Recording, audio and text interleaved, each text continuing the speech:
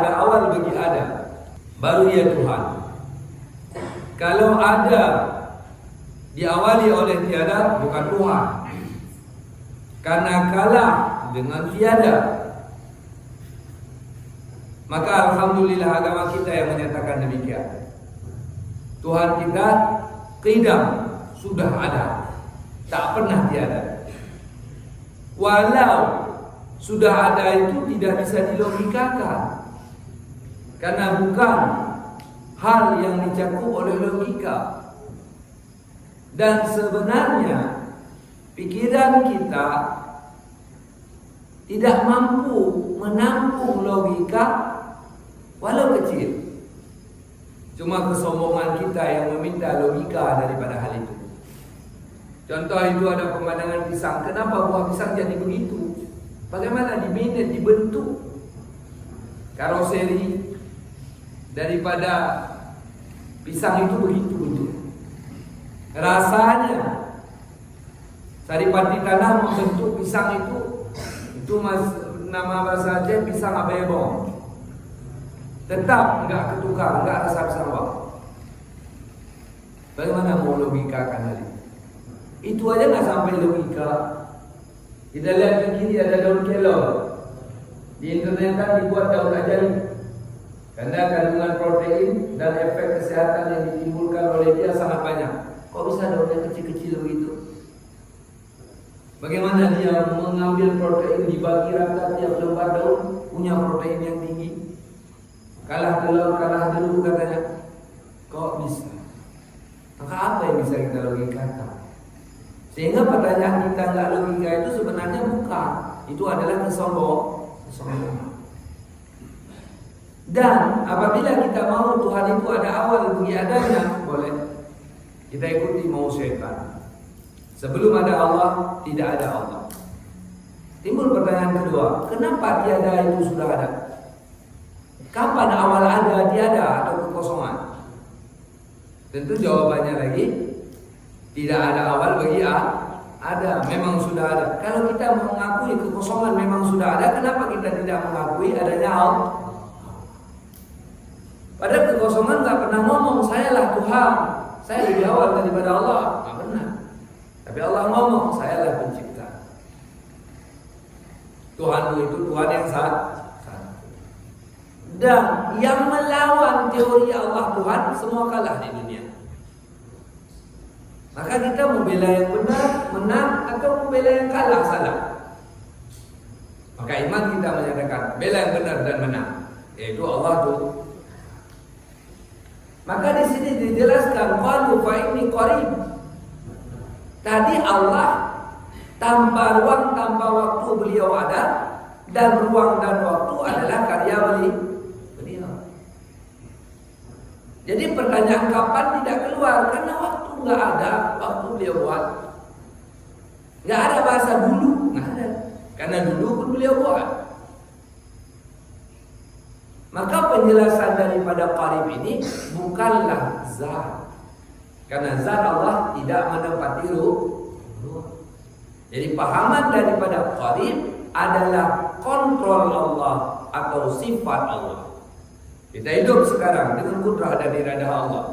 Kita sekarang disama dan basar oleh Allah. Maka selalu kudrah Allah ada di tubuh kita sehingga kita bisa hidup. Kalau tidak di kudrah Allah, kita mati sekarang. Untuk hidup berhenti kita butuh Allah. Kalau kita nggak merasa butuh, pada di teori Allah samad, Allah bergantung nasib semua makhluk kepadanya. Tapi di kenyataan kita bergantung pada diri sendiri, nggak peduli Allah. Setelah ini mau tidak mau, saya nggak mau. Tapi harus mau. Mau kita akan hidup di alam setelah ini. Alam di mana kita baru sadar saya sudah mati. Ini udah alam lain. Dan tabel dosa tampil. Ini dosa saya. Saya akan dibakar, saya akan neraka. Tampil. Karena kita dari tidak bisa menyadari bahwa Allah itu dekat dan kita kalah, maka kita hidup ugal-ugalan. Andai kita bisa selalu merasakan bahwa Allah itu dekat, kita kalah, nggak mampu melawan Allah, aturan Allah wajib dipatuhi, penyelesaian daripada semua masalah adalah sudah taubat, maka kita nggak akan luka-luka di jalan kehidupan. Kita akan jaga ini rugi, yang udah lalu belum habis dosa. Dan yang paling kita takuti yaitu fa'ammal ladzi fi qulubihim marad, orang yang di dalam jiwanya ada penyakit, bukan penyakit badan. Penyakit itu yaitu munafik. Arti munafik tidak hidup patuh Tuhan, hidup gaya pikiran, bukan gaya perintah Tuhan. Fazadatum rijsan ila rijsihim, Allah tambah sakitnya, tambah parah. Ini masalah. Makanya kalau nggak tobat, nggak buat perubahan, bukan baik jadinya, tambah parah kita. Satu dosa tambah dosa 2, 3, 4 seterusnya. Kalau kita patuh, insya Allah baru benar. Yang sangat kita takuti, kita nggak mau atau mau wamatu wahum kafirun, mereka mati nanti dalam kafir. Itu janji Allah. Inna Allah la yukhliful mi'ad. Allah nggak pernah ingkar janji. Janji Allah pasti. Kalau mau mati kafir, ya silakan lanjutkan kehidupan dengan dosa. Kalau nggak mau mati kafir sesuai dengan janji Allah, ya buat perbaikan. Tapi walau ayat ini didengar oleh kuping saya dan kuping kita semua, wa aktsaruhum la yu'minun, kebanyakan manusia tetap tidak mau patuh. Yang mereka kejar cita-cita lamunan pikiran, bukan mereka kejar cita-cita yang dilamunkan dalam Al-Quran. Itu yang terjadi. Umum demikian. Mau dia posisinya tengku atau rakyat jelata sama. Kembali kepada kita, up to you. Di dunia udah jelek hidup, ya kira celaka. Ini pasti. Allah dan kebanyakan demikian. Maka perlulah disampaikan di sini. Lagi ngomong-ngomong tentang puasa, udah ngomong tentang tauhid. Apabila hamba bertanya di mana saya, katakan saya dekat. Kalian tadi puasa untuk apa? Puasa mencari ridha Allah. Mana Allah? Allah itu selalu dekat. Maka jaga diri, jangan tidak puasa. Puasa yang lalu diqadha. Ke depan jangan tinggal lagi. Jaga diri dari dosa, karena Allah dekat. Allah mengampuni, juga Allah mencelakai apabila kita salah. Itu yang perlu dipikirkan. Maka ini hubungan dari ayat ini dengan ayat sebelum dan sesudah. Masa lagi ngomong puasa, ngomong tauhid. Ujibu da'watad da'i, saya mengabulkan semua permohonan orang yang memohon. Kalau sesuai konteks, ya Allah ampuni semua dosa saya, enggak tobat, ya enggak diampuni. Ini kita sudah mulai bayar utang dan kita tak punya uang. Seada sudah kita bayar. Insya Allah yang punya duit pun ngomong udah cukup ini, nggak usah bayar lagi. Tapi ini rencana pun enggak. Kita getarkan dosa kita tok gara-gara ego kita. Itu rata-rata. Boleh dilihat. Kekal dosa umum karena ego. Mau kita perturunkan, mau Allah kita lawan. Dengan alasan sejuta, kan menang, kahana moko, kan gitu. Kalau dia junior kita, kalau dia senior kita, bukan begitu Pak kurang ngerti. Maksud saya, maksud kamu melawan Tuhan, kau itu jawabannya. Ngerti ya? Allah. Jadi apa yang sudah kita raih hari ini semua adalah permohonan kita. Udah Allah kabulkan. Kenapa masih lawan Allah? Udah hidup hari ini kita minta kemarin. Udah makan hari ini, kita minta tadi. Dan dikasih, tetap gak patuh. Inilah air susu dibalas air tuba. Awak-awak yang kadaku, itulah kita bersama. Dikasih nasi, dia dalam rice cooker. Begitu balas budi dia. Bukan dia cari beras untuk bantu yang masak, enggak. Dia dalam rice cooker.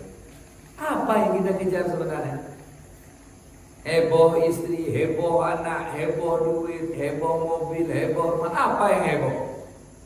Kalau semua itu sebab neraka, maka semua itu akan menjadi sebab bahan bakar kita di neraka besok.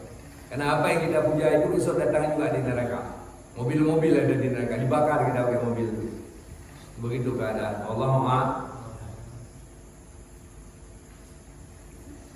Iza da'ani, ketika dia menyeru saya kabulkan semua mau dia. Maka oleh demikian hai manusia, falyastajibu li, terimalah oleh kalian akan saya. Ini coba.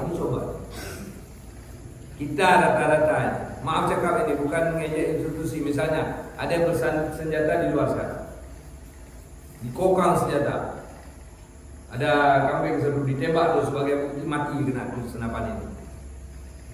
Ngomong di luar, berdiri semua. Keluar semua. Baris. Jilat tanah, enggak meledak. Begitu kita patuh komandan kita. Padahal komandan punya Allah ada lawan. Kita menangkan diri, kalahkan Allah. Itu karakter orang, karakter manusia kita.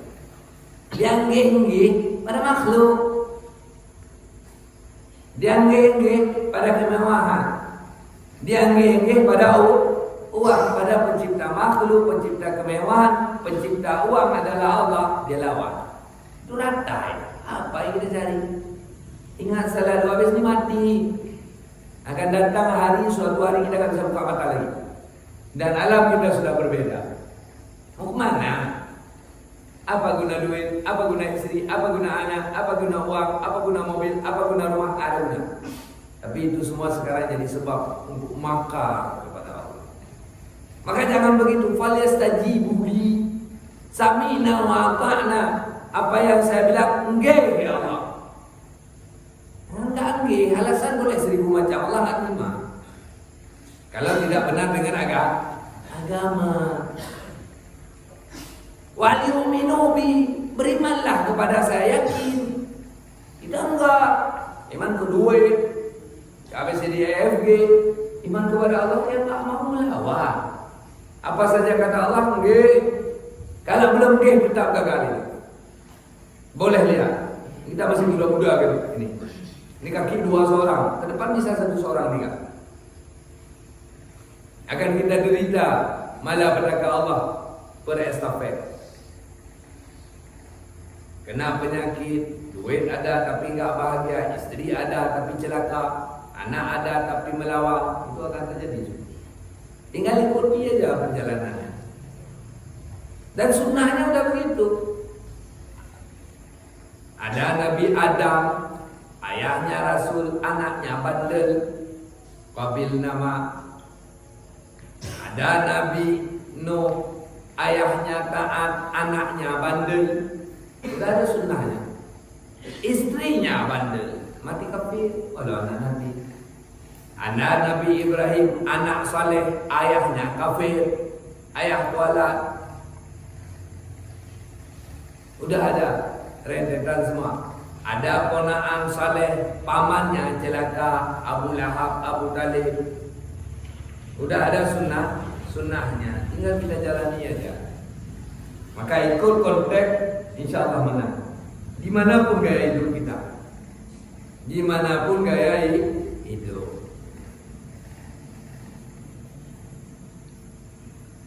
La'allahum yarshudun. Moga-moga mereka, tapi Islam gak ada keraguan. Pasti kalau dia mau sami'na wa ata'na, dia gak usah mikir program hidup. Ke depan saya di mana? Gak usah mikir. Saya tinggal di mana? Gak usah mikir. Mau makan apa? Gak usah mikir. Sekarang patuh saja pada Tuhan. Ya sudut, dibentuk.